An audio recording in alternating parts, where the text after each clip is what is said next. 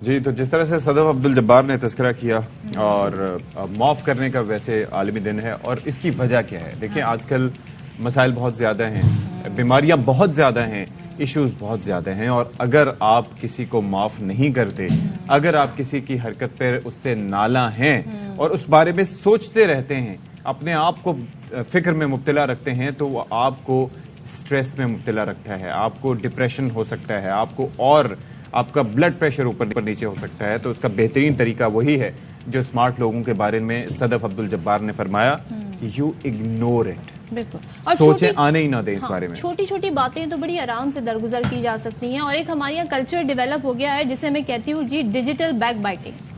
یہ digital back biting یہ ہے، آپ نے کسی کی چیٹ جو ہے یا کسی کا کوئی بھی کامنٹ جو ہے آپ نے اس کا اسکرین شاٹ لیا، اس کو شیئر کر دیا اور اس کے اوپر باتیں، تو یہ یوزلیس ایکٹیویٹی ہے، آپ کا ٹائم بھی ضائع ہو رہا ہے، اور خواہ مخواہ کی آپ ایک ایسی کہتے ہیں نا ایک لوپ میں چلے گئے، ایک سائیکل میں چلے گئے۔ اچھا، اس پہ اسنیپ چیٹ مجھے اچھا لگتا تھا کہ اس پہ آپ اسکرین شاٹ لیتے تھے، پتہ لگ جاتا تھا۔ اچھا، اسنیپ شاٹ میں نے اتنا ویسے یوز نہیں کیا، تو میں نے بھی اتنا نہیں کیا، لیکن جب بھی کیا تو اس کا پتہ لگ جاتا ہے۔ لیکن بہرحال اب کیونکہ ہم جس ایرا میں ہیں اس میں ہم دیکھ رہے ہیں لوگوں کے اندر جو ٹالرنس لیول اشفاق وہ بھی بہت کم ہو گیا ہے۔ تو اگر عفو درگزر کی بات جس سے کہ ہمارے مذہب نے بھی ہمیں سکھائی ہے، اگر ہم ان چیزوں کو اپنا لیں تو بہت سے مسائل حل ہو سکتے ہیں۔ اور ہم اچھا یہاں پہ جو سب سے زیادہ فوکس میں جس بات پہ کرنا چاہ رہی ہوں وہ یہ کہ ہم ہر جگہ سوچ رہے ہوتے ہیں یار مجھے ذہنی سکون چاہیے، مجھے پیس چاہیے، تو اگر آپ یہ چیزیں اڈاپٹ کر لیں مینٹلی خود بخود آپ پیسفل محسوس کریں گے۔ اور آپ یہ دیکھیں کہ اگر ہم اٹرنل سینس میں بات کریں تو خالق حقیقی ہماری غلطیوں کو کس طرح سے معاف کرتا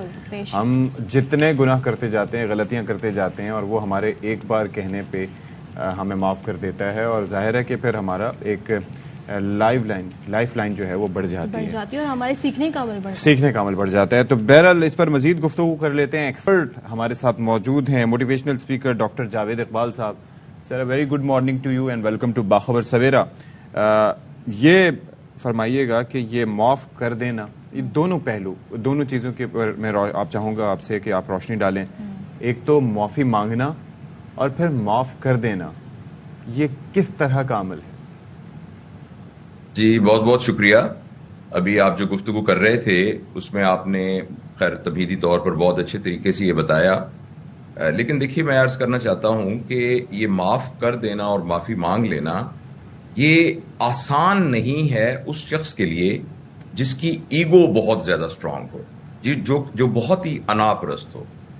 اس لیے یہ صرف اپنے اندر پیدا کرنا کہ جب مجھ سے غلطی ہو جائے اور میں معافی مانگ لوں، اور یہ کہ جب میں معاف کرنے کی استطاعت رکھتا ہوں اور کسی کو اس کی غلطی پہ معاف کر دوں، اس کے لیے بہت تربیت کی ضرورت ہے اور اپنے اوپر محنت کرنے کی ضرورت ہے۔ وہ وجہ جس کی وجہ سے ہم یہ دونوں کام نہیں کر سکتے وہ ہماری ایگو ہے۔ ایگو کا مطلب یہ ہے کہ آخر میری بھی کوئی عزت ہے، آخر میرا بھی کوئی ایک مقام ہے، یہ کیسے ہو سکتا ہے کہ میری کوئی بے عزتی کر دے، اور یہ کیسے ہو سکتا ہے کہ کوئی مجھے جو حیثیت ہے وہ مجھے حیثیت نہ دے۔ اس لیے بعض اوقات اگر فرض کریں کسی نے میرے لیے دروازہ نہیں کھولا جو کہ میرا ماتحت ہے، تو یہ میرے لیے بہت غصے کی بات ہو سکتی ہے۔ تو اس لیے آپ نے جو باتیں کہیں وہ تھیوریٹیکلی بالکل ٹھیک ہیں، سب لوگوں کو یہ بات پتا ہے، لیکن ہم سب کرنے لگ جائیں۔ پریکٹیکلی اڈاپٹ کیسے کریں؟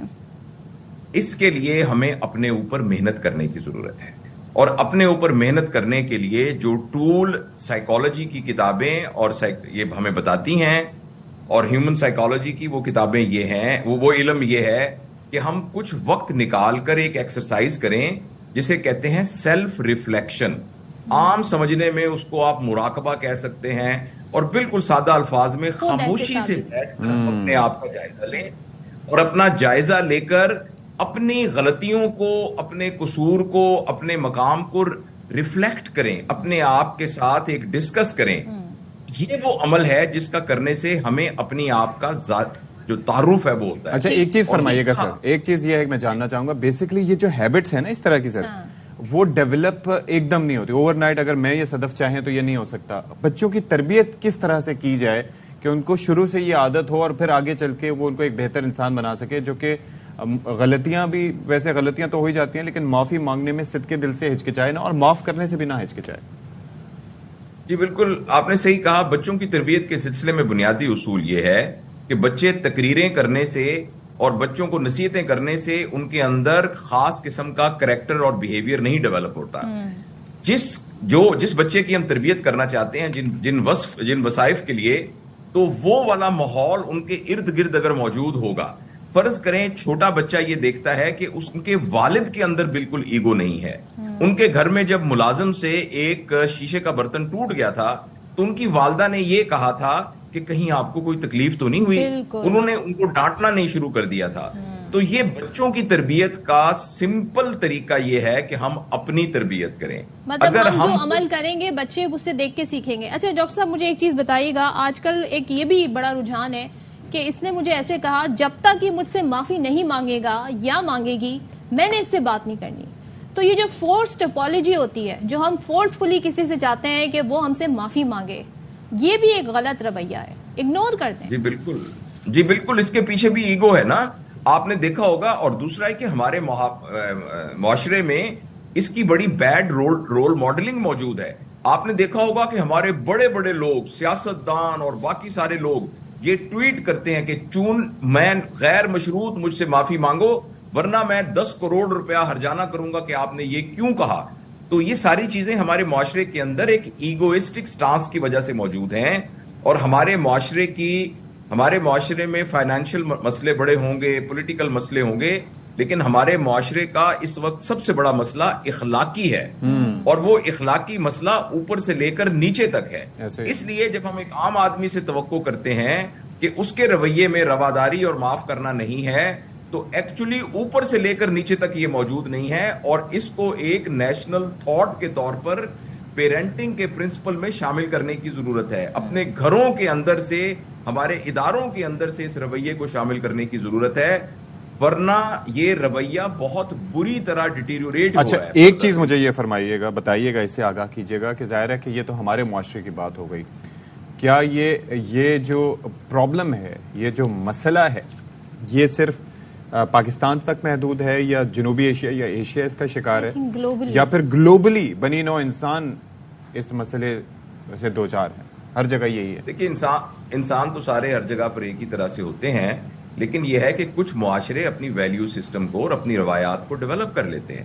مثلا میں ویسٹ کے بارے میں جو میرا تھوڑا سا تجربہ ہے، جو میں کچھ رہا ہوں وہاں یا جاتا رہتا ہوں، تو آپ نے دیکھا ہوگا کہ وہاں تھینک یو اور سوری بہت کامن لفظ ہے جو لوگ استعمال And they mean it. بہت کامن لفظ. اور یہ باتیں جو ہیں ہمارے ان کے بیہیویئر میں بچپن سے ڈال دی جاتی ہیں اور ان کو ایک قدر کے طور پر کہا جاتا ہے. لیکن ہمارے ہاں یہ بات قدر میں شامل ہے، یعنی ویلیو میں یہ بات شامل ہے کہ کوئی کون ہوتا ہے جو میری بے عزتی کر سکے. تو گلوبلی انسان تو سارے ایک ہی طرح سے ہوتے ہیں، لیکن جو معاشرے اپنے ویلیو سسٹم پر محنت کرتے ہیں اور اپنے ویلیو سسٹم کے ادارے جو ہیں ان ویلیو سسٹم کے لیے رول ماڈل کریٹ کرتے ہیں، تو ان معاشروں میں یہ اقدار موجود ہوتی ہیں.